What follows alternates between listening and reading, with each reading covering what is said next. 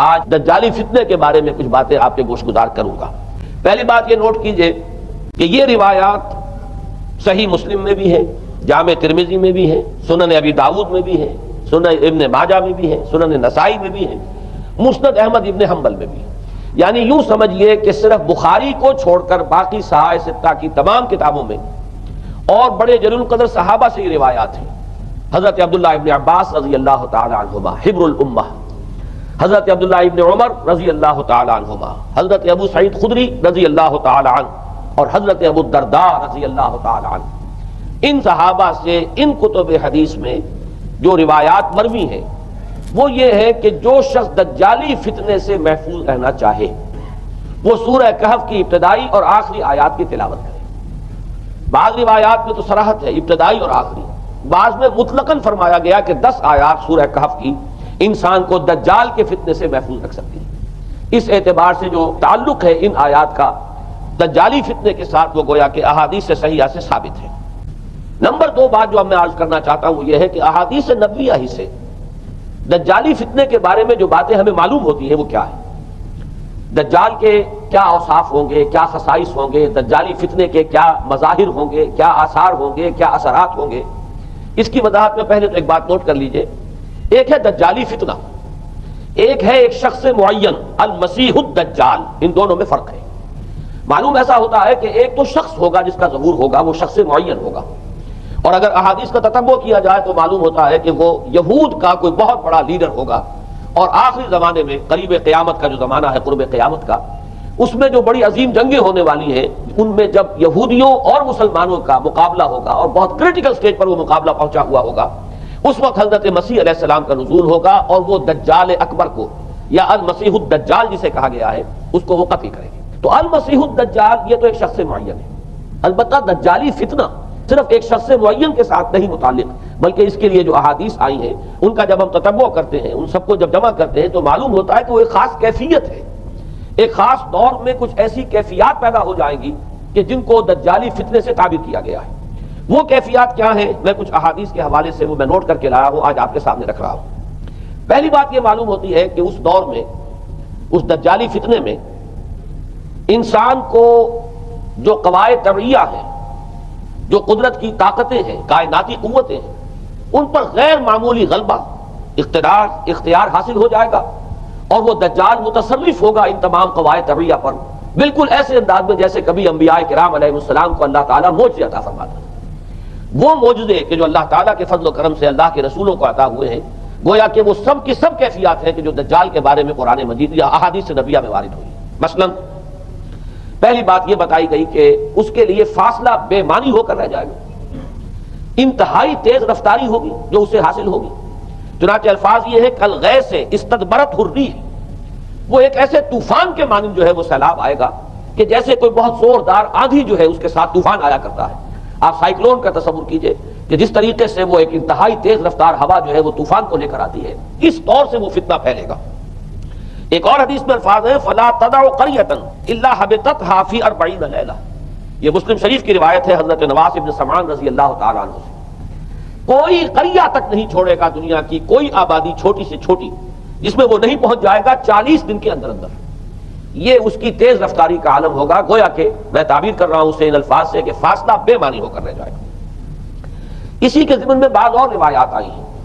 سواری جو ہے اس دجال کی اس کو گدھے سے تعبیر کیا گیا ہے، اس لیے کہ ظاہر بات ہے اس دور میں اور کسی شے کا اگر تذکرہ کیا جاتا ہوائی جہاز کا یا راکٹس کا تو وہ تو لوگوں کی سمجھ میں نہ آتا، اور پہلے انہیں ساری سائنس پڑھانی پڑتی تب وہ الفاظ استعمال کرتے، لہذا وہ اس کا خچر، اس کا جس پر سواری ہوتی ہے، لیکن اس کی تیز رفتاری کے لیے الفاظ آئے ہیں کہ اس کا ایک قدم اگر مکے میں ہوگا تو دوسرا قدم شام میں جا کر پڑے گا،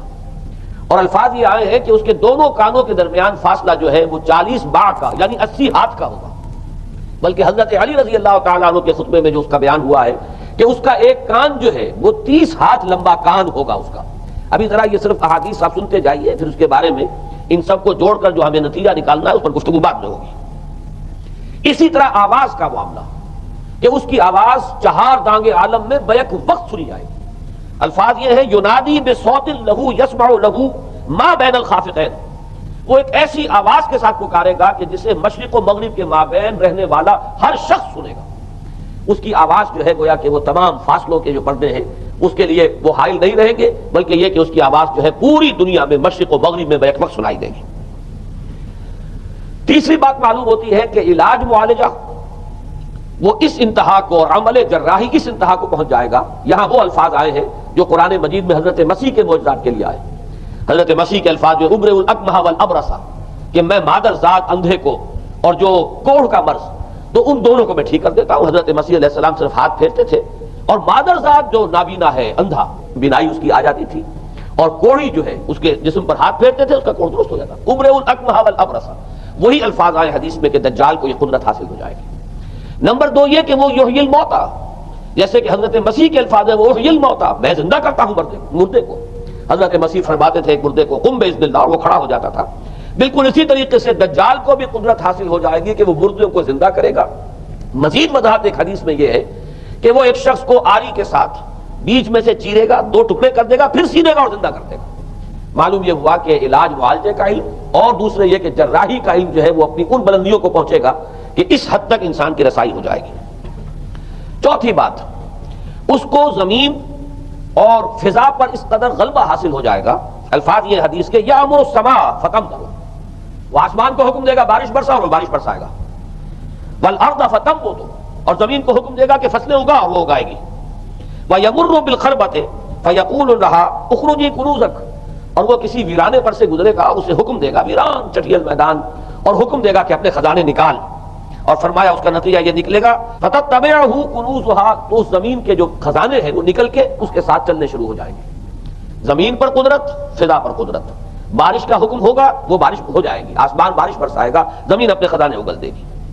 پانچویں بات، وَيُبْعَثُ مَعَهُ الشَّيَاطِينُ عَلَى صُورَةٍ مَنْ نَاطَ، اس کے ساتھ کچھ ایسے شیاطین مبعوث ہوں گے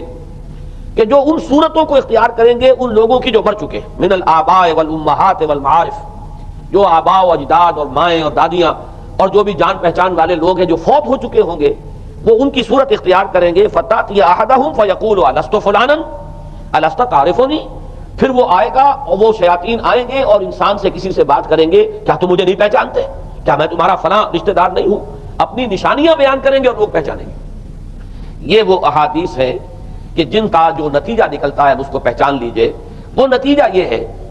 کہ حضور صلی اللہ علیہ وسلم نے دجالی فتنے کے جو اوصاف بیان کیے یا جو علامات بیان کی، ان کا حاصل یہ ہے کہ سائنس اور ٹیکنالوجی کی وہ بلندیاں انسان کو حاصل ہو جائیں گی کہ جو چیزیں کبھی رسولوں کے معجزوں سے ظہور پذیر ہوتی تھی، وہ قوانین طبیعہ پر تصرف کے باعث خود انسان کرنے لگے گا۔ یہ ہے در حقیقت حاصل۔ چنانچہ آج آپ دیکھیے وہ جو اس کا گدھا ہے وہ ہمارے آج کل کے ہوائی جہاز ہے، اور آپ کو معلوم ہے کہ یہ رڈار جو ہے ان کے ہوائی جہازوں کے، یہ بالکل اینڈز پر ہوتے ہیں ان کے بازوؤں پر، اور یہی ان کے کان ہیں، انہی سے انہیں وہ معلومات حاصل ہوتی ہیں۔ خود ان کی لمبائی چوڑائی جو ہے وہ کتنی ہے، اور پھر یہ کہ ان کے درمیان فصل جو ہے وہ 80 ہاتھ کا یا 40 بار کا وہ موجود ہے، اور جہاز کی ایک اڑان اب تو کہیں بات پہنچ گئی کہ آپ کو معلوم ہے کہ پوری دنیا کے گرد بھی ایک جہاز جو ہے وہ چکر لگا لیتا ہے چند گھنٹوں کے اندر۔ لیکن یہ ہے کہ عام جو رفتار ہے اس میں بھی ایک پڑاؤ سے دوسرے پڑاؤ تک، ایک جگہ سے جس کو ہاپ کرنا کہتے ہیں، یہ بھی کم سے کم 500-700 میل کا عام طور پر سفر جو ہے وہ جہاز طے کر رہا ہے۔ اسی طریقے سے ہماری جو سائنس کی، خاص طور پر جو طبی سائنس ہے، اب اس میں جس طریقے سے کہ زندہ رکھا جاتا ہے انسانوں کو، اور وہ ویجیٹیبل چاہے کہا گیا ہے ان کو ہیومن ویجیٹیبلز، لیکن یہ کہ دل کی دھڑکن بھی چلائے جا رہے ہیں، خوراک بھی پہنچا رہے ہیں، آدمی جو ہے وہ زندہ سال ہر سال تک زندہ پڑا رہتا ہے۔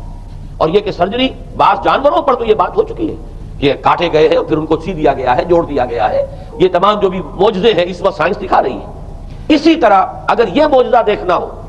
کہ زمین لقدق زمین، جہاں کہیں کوئی آثار نہیں تھے کسی ایک پتے تک کے اگنے کے،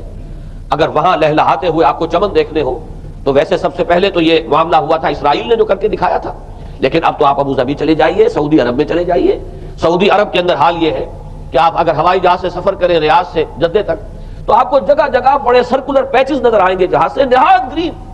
اور اس کے اندر جو ہے آرٹیفیشل اریگیشن کے ذریعے سے اور بہت عمدہ وہاں کاشت ہو رہی ہے، بہت خوبصورت فارمز جو